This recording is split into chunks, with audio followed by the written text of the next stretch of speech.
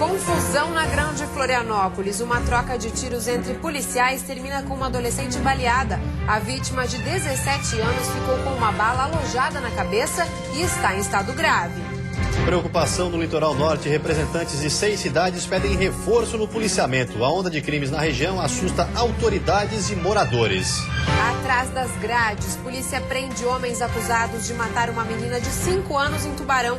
Ela estava dentro do carro da família quando foi atingida e a suspeita é de que o pai era o alvo dos bandidos. Fim de uma longa espera. Começaram hoje as obras do anel viário da Grande Florianópolis. E no futebol, Criciúma vence o Coritiba e sobe para a 10ª posição do Campeonato Brasileiro.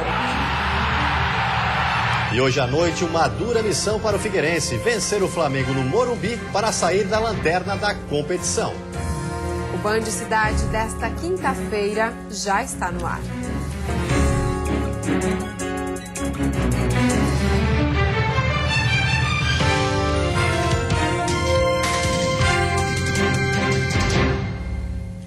Olá, boa noite.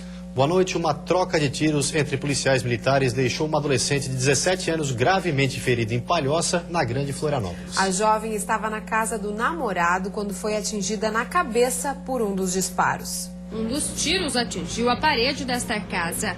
A cerca de 200 metros, a marca do outro disparo que atravessou a janela da residência e atingiu a cabeça da menina que estava no imóvel.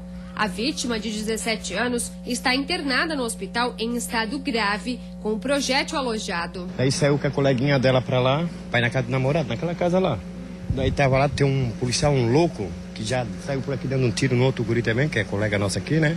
A troca de tiros, de acordo com a PM, aconteceu depois que um subtenente de folga saiu pela rua atirando atrás de 2 ladrões que invadiram a casa onde ele mora. Uma viatura passou pelo local, não identificou que o homem era da polícia e revidou os disparos. Ele acabou efetuando disparos contra esses homens que tentaram assaltar a sua casa.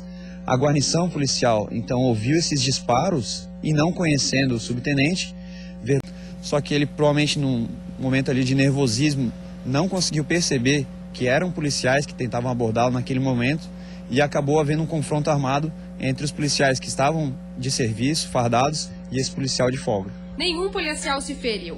O caso aconteceu na madrugada de quarta-feira. O Comando Geral da Polícia Militar abriu sindicância para apurar o caso. Já a Polícia Civil instaurou um inquérito. O delegado responsável pelas investigações acredita que o confronto foi um mal-entendido. A princípio foi um erro na execução ali dos policiais, que acreditavam estar em legítima defesa, mas vai ser só com a conclusão do inquérito que nós vamos poder afirmar se teve algum crime ou não e vai ser encaminhado ao fórum. Insegurança. Representantes do poder público de 6 cidades do litoral norte de Santa Catarina pedem reforço no policiamento. A reunião aconteceu há poucos dias da formatura de cerca de 1.000 novos policiais militares no estado. A ideia é pressionar o governo e a Secretaria de Segurança para que pelo menos 50 policiais sejam enviados para as cidades de Penha, Pissarras, Barra Velha, São João do Itaperiú, Luiz Alves e Navegantes. O objetivo é mobilizar todos, porque essa questão da segurança é uma questão muito ampla, que envolve toda a sociedade, para que juntos possamos trazer para a nossa região mais policiais e, consequentemente, mais segurança para toda a comunidade. O Comando Geral da Polícia Militar de Santa Catarina informou que a estimativa inicial é que 110 policiais formandos sejam distribuídos pelas regiões do Vale e Alto Vale do Itajaí, incluindo os batalhões de Blumenau, Rio do Sul, Brusque, Balneário Camboriú, Itajaí e também Navegantes. Para o comandante do batalhão de Navegantes, que abrange outras 5 cidades, o ideal seria um aumento de 50% do efetivo da região, que hoje é de 174 policiais. Mas o que eu deixo claro para a comunidade de Navegantes e para a região, que nós estamos, o Comando Geral está oportunizando uma sensação de segurança maior e está com olhos voltados à nossa região. Assim, deixo claro também a posição do Coronel Derni em buscar mais não só o quantitativo de efetivo, mas também de oficiais. Entre os motivos que levaram à reunião dos líderes das 6 cidades está o número de ocorrências policiais na região. Somente este ano foram 13 homicídios em Navegantes. Além disso, agências bancárias dos municípios próximos têm sido alvo de bandidos, como esta em Pissarras, que ficou completamente destruída após o ataque de caixeiros. No sul do estado, um ônibus que vinha de São Paulo foi assaltado durante a madrugada. O ônibus fazia a linha de São Paulo para Santana do Livramento, no Rio Grande do Sul. 20 passageiros estavam no transporte quando os assaltantes interceptaram o coletivo, próximo ao trevo de Itapirubá, no sul do estado. Fizeram com que o motorista parasse, 3 marginais entraram nesse veículo, rumaram até aqui a cidade de Capivari de Baixo, mais especificamente no bairro Vila Flor, subtraíram os pertences dos passageiros, algumas bagagens. A polícia militar nesse interim foi avisada, tentou abordá-los, houve troca de tiros, eles deixaram o local, fugiram pela BR-101. Um dos automóveis utilizados pelos criminosos foi abandonado em Capivari de Baixo. De acordo com a polícia, ele teria sido roubado em Palhoça horas antes do assalto. O veículo irá passar por perícia. Um dos passageiros do ônibus chegou a ser agredido.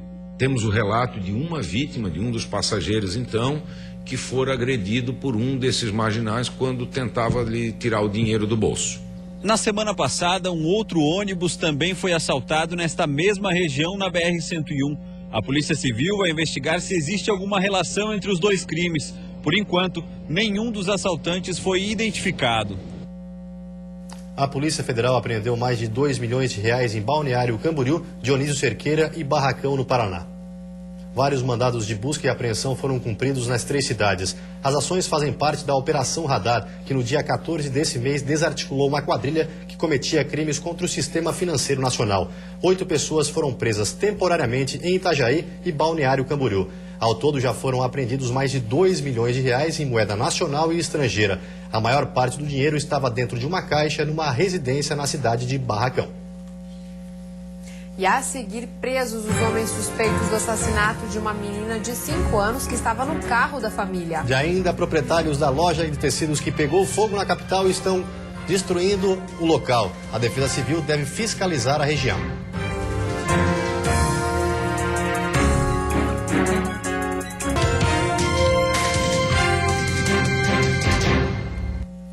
Em Tubarão, no sul do estado, a Polícia Civil identificou 6 pessoas que teriam participação no assassinato da menina Ana Carolina no último final de semana. No apartamento em que os 6 suspeitos foram encontrados, a polícia apreendeu uma pistola 380 e uma 9mm. Esta última, do mesmo calibre dos tiros que mataram Ana Carolina. Os maiores já estão presos e a menor apreendida. Nós conseguimos realmente lograr êxito no local de trazer conduzidos pela questão dos crimes de posse ilegal de arma de uso restrito, associação criminosa armada, corrupção de menores, entre outras situações que serão melhores descritas no decorrer de um prazo que nós possuímos, 6 pessoas. Dessas 6 pessoas são 3 homens, 3 mulheres, uma das mulheres é menor de idade. Para a polícia, todos os identificados possuem envolvimento com o caso. Exames de balística poderão comprovar a utilização de uma das armas no ataque. Os envolvidos podem ter ligação com o PGC. Essas pessoas, principalmente as mulheres também, elas são cônjuges dos principais líderes que já foram apontados em investigações pretéritas como partícipes, como membros dessa associação criminosa que é formada realmente por pessoas que são filiadas ao PGC. Um dos pontos que chamou a atenção da Polícia Civil foi a participação da própria comunidade na investigação. Denúncias foram feitas até mesmo por pessoas que já tiveram relação com o tráfico de drogas. As investigações devem continuar. Além das armas, pedras de crack, dinheiro, celulares e 2 automóveis foram apreendidos. Outro veículo que teria sido utilizado no crime também foi localizado pela polícia próximo ao local onde os suspeitos estavam. Ana Carolina Alexandre Sorato morreu baleada no atentado que ocorreu no último domingo. Pelo menos 10 tiros foram disparados contra o automóvel em que, além da menina, estavam a mãe de Ana Carolina, uma mulher não identificada e um adolescente de 17 anos. O pai da criança assassinada seria o alvo do atentado. Uma briga entre 2 grupos que disputam pontos de tráfico de drogas na região teria motivado o ataque. Ambos os lados eles cometeram erros, eles praticaram fatos ilícitos e a Divisão de Investigação Criminal está apurando dos dois lados, procurando obter o máximo de autoria, de materialidade dos delitos, para que nenhum grupo passe impune. Essa é a nossa preocupação, é a preocupação do Ministério Público, do Poder Judiciário, de todos os órgãos que atuam na persecução penal. Os proprietários da loja de tecidos que pegou fogo na capital estão concluindo a demolição e o recolhimento dos materiais. Uma nova vistoria da Defesa Civil Municipal deve ser realizada na semana que vem. A demolição do que restou da estrutura incendiada e o recolhimento dos escombros devem ser feitos até terça-feira. A loja de tecidos pegou fogo no final do mês passado e a região teve que ser interditada. A Defesa Civil de Florianópolis recomendou que moradores de 4 residências não retornassem ao local. Uma igreja e um depósito de veículos também aguardavam o aval dos técnicos. 2 casas foram liberadas. Na semana que vem, a Defesa Civil Municipal deve fazer uma nova avaliação para checar as condições de segurança. Só depois disso, todos os moradores poderão voltar às suas casas. E depois do intervalo, vamos de futebol. O Figueirense tem uma dura missão hoje à noite: vencer o Flamengo no Morumbi para deixar a lanterna da competição. E ainda o maior lanço de tainha do ano. 8 toneladas foram retiradas das redes hoje na Lagoa da Conceição, na capital.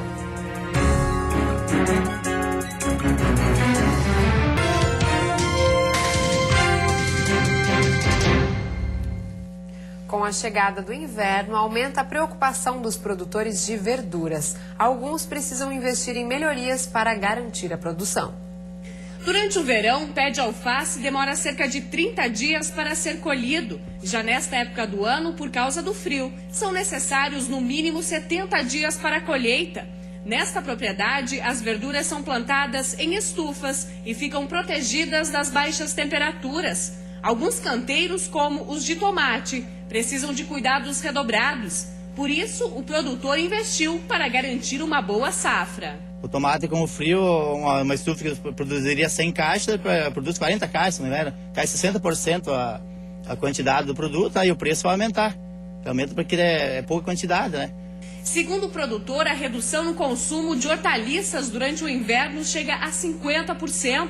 No campo, as plantações também diminuem, porque algumas espécies não resistem às baixas temperaturas. Quando os preços aumentam nas prateleiras dos supermercados, uma alternativa para os consumidores não comprometerem o orçamento da família é pesquisar e apostar em promoções. Tática adotada por Dona Zélia, que foi às compras hoje porque tem promoção neste supermercado. Mesmo assim, a aposentada já sentiu no bolso o aumento do preço das verduras. Eu acho um pouco caro, né? Para a gente, né, da nossa classe, se torna um pouco caro. Mesmo assim, a gente se obriga a consumir, né? Outra notícia que não está agradando os consumidores é que o preço do tomate deverá ser o dobro nos próximos dias. Hoje podemos encontrar nos supermercados o quilo do tomate por R$ 2,98. Mas a principal dificuldade é que em Santa Catarina a produção não é suficiente para atender a demanda. A gente tem que procurar uma solução e tentar trocar por outros produtos, né? Sexta-feira vai ter nevoeiros na madrugada e início da manhã. No decorrer do dia, predomínio de sol entre nuvens em todas as regiões. Temperatura baixa com chance de geada nas áreas mais altas do Planalto Sul. A mínima deve ficar em 0 grau na Serra e a máxima em 22 no litoral norte, Grande Florianópolis e sul do estado. No Planalto Norte, mínima de 7 e máxima de 18 graus. No Vale do Itajaí, a máxima não passa dos 20 graus. E Florianópolis registrou hoje o amanhecer mais gelado desse ano. E foi esse frio que trouxe para os pescadores da capital o maior lanço de tainha dessa safra. Cerca de 8 toneladas foram capturadas hoje pela manhã em um único lance na Lagoa da Conceição, no leste da ilha. De acordo com os moradores locais, os pescadores aproveitaram o frio durante a madrugada e saíram cedo para o alto mar em busca do peixe. Os primeiros cardumes foram vistos antes das 6 horas da manhã. No início da tarde, pescadores se dividiam para retirar as tainhas das redes e distribuí-las nas caixas com gelo que eram levadas a peixarias e restaurantes. Nesta madrugada, também foram capturadas 2 toneladas de tainha nos ingleses e 600 quilos na Praia da Joaquina. De acordo com os pescadores, além da maré cheia, o vento sul também ajudou a boa captura, já que estava mais calmo hoje. A expectativa é capturar 1.800 toneladas de tainhas nesta safra, ultrapassando a marca do ano passado, que foi de 1.200 toneladas. E agora o futebol. A Chapecoense jogou em Caxias do Sul, mas não resistiu à pressão do Internacional e acabou perdendo o jogo. Já o Criciúma conseguiu mais uma vitória e deu um salto na tabela. No Heriberto Wilson, chances para os dois lados. Criciúma e Coritiba tentaram várias vezes sem sucesso, mas o zagueiro do Tigre, Fábio Ferreira, acabou se tornando o herói da partida. Primeiro, defendeu um gol praticamente certo no coxa. Depois, aproveitou uma cobrança de escanteio de Paulo Baier e garantiu a vitória do Tigre. O time subiu para a 10ª posição com 11 pontos. O time todo está de parabéns pela luta, pela determinação, que nosso objetivo foi alcançado, que era sair daqui com os 3 pontos. Em Caxias do Sul, a Chapecoense teve uma boa atuação, mas não conseguiu evitar a derrota para o Internacional. O nome do jogo foi Wellington Paulista, que fez de cabeça os 2 gols do Colorado. A Chape, com 5 pontos, ficou na 18ª posição. No último jogo antes da parada para a Copa, o Verdão do Oeste enfrenta o Bahia na Arena Condá. E quem precisa ainda mais de vitória é o Figueirense, que continua na lanterna com apenas 3 pontos. Daqui a pouco, às 7h30, o time enfrenta o Flamengo no estádio do Morumbi, em São Paulo. 5 derrotas em 6 jogos. O retrospecto pesa contra Guto Ferreira. O comandante do Figueirense sabe disso, mas mantém a calma. Espera, assim como foi contra o Corinthians, surpreender o Flamengo essa noite. De que forma? Pode conseguir vencer dentro daquele padrão, sim. Pode conseguir vencer. É aquele time que eu falei lá atrás, aquele time da carne e pescoço. Chato, marcando forte, não dando espaço e jogando no erro do adversário. Para o momento, pode ser uma estratégia. Mas uma nova derrota pode custar o emprego de Guto Ferreira, que mesmo assim deve manter o time que perdeu para o Goiás no último final de semana. Quando você está pressionado, e nós sempre tivemos pressionados, né? Desde quando nós chegamos aqui, a coisa tende a ser mais difícil, né? Parece que a gente está fazendo força para jogar. Dudu com dores no ombro e Everton Santos se recuperando de uma lesão muscular não viajaram com a delegação para São Paulo. Já o volante França, recém-contratado, foi relacionado e fica no banco como opção. O time para o jogo de logo mais tem Thiago Volpe, Leandro Silva, Thiago Heleno, Marquinhos e Guilherme Lazzaroni, Luan, Paulo Roberto, Marco Antônio e Giovanni Augusto, Everaldo e Ricardo Bueno. E a seguir começam as obras do contorno viário da Grande Florianópolis. E ainda a oportunidade no oeste do estado, um projeto que quer levar a comunidade indígena à universidade.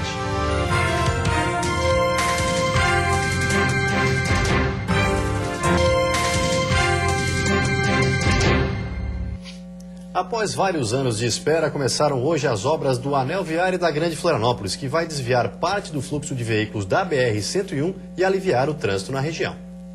O movimento por aqui ainda é pequeno, mas só o fato de já ter homens e máquinas trabalhando é algo a se comemorar. O anel de contorno viário da Grande Florianópolis, que deve estar totalmente concluído dentro de 3 anos, vai desviar o trânsito pesado da BR-101 dos municípios de Biguaçu, São José e Palhoça.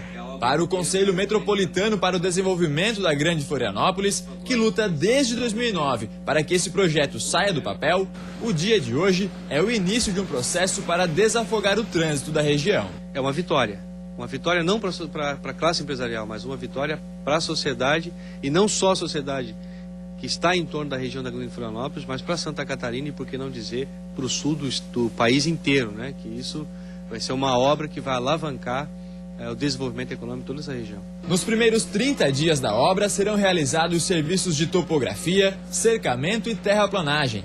Os homens e as máquinas chegam aos poucos. Serão aproximadamente 300 pessoas que trabalharão somente neste trecho da obra. Essa primeira etapa da obra tem um orçamento de 77 milhões de reais. De acordo com a Autopista Litoral Sul, os primeiros 14 quilômetros da rodovia devem ficar prontos num prazo de 2 anos. As outras 2 etapas da obra, em Palhoça e Biguaçu, não vão começar imediatamente. Segundo o gerente de planejamento da Autopista Litoral Sul, ainda faltam algumas licenças para iniciar os trabalhos nos outros 37 quilômetros da rodovia. Dependemos da anuência da FUNAI, correto? Onde foi feito nós protocolamos os trabalhos da FUNAI nesta semana. Eles têm um prazo para fazer a análise. Feita a análise, eles dão anuência para o IBAMA, que dá a licença de instalação para o restante do traçado. O projeto de lei complementar que pretende ampliar o número de defensores públicos no Estado está mais próximo de ser votado na Assembleia Legislativa. Ontem a matéria passou pela Comissão de Constituição e Justiça e foi aprovada por unanimidade. A proposta enviada ao Legislativo pelo governo estadual prevê 30 novos cargos até 31 de julho, além de mais 30 vagas até março do ano que vem. Os postos vão ser ocupados pelos candidatos aprovados no último concurso. O orçamento estimado para a ampliação dos atendimentos à população é de 2,32 milhões de reais neste ano e 8,17 milhões de reais para 2015. O assunto tramita em regime de urgência e segue para análise das comissões de Finanças e Tributação e de Trabalho, Administração e Serviço Público da ALESC. Em Chapecó, uma universidade está buscando recursos e aprovação do MEC para a construção de um campus para índios. A ideia é pioneira no Brasil e está sendo bem aceita pela população indígena. Tatiane tem 14 anos. Ela está na 8ª série do ensino fundamental. O sonho de fazer uma faculdade sempre esteve longe de se realizar. Mas hoje, com a possibilidade de um campus para indígena, a estudante já sabe que curso escolher. Fazer a faculdade de advogado, para que eu possa defender os direitos da nossa aldeia, assim, dos povos indígenas. O projeto para a construção de um campus para indígenas é da Universidade Federal da Fronteira Sul. A proposta pretende resgatar a valorização da cultura desses povos no sul do país. De acordo com o reitor, as aulas vão ser em tempo integral, ministradas em português, caigangue e guarani. Mas gostaria de dizer que o Ministério da Educação já sabe disso, por meio da Secretaria da Diversidade, a SECADI, do Ministério da Educação. Já tivemos, inclusive, a presença de integrantes do Ministério nas nossas reuniões. Há uma posição bastante positiva em relação a este projeto. É evidente que ainda falta a decisão do ministro da Educação de dizer que esse campus faz parte dos projetos futuros do Ministério. O local onde o campus será instalado ainda não foi definido.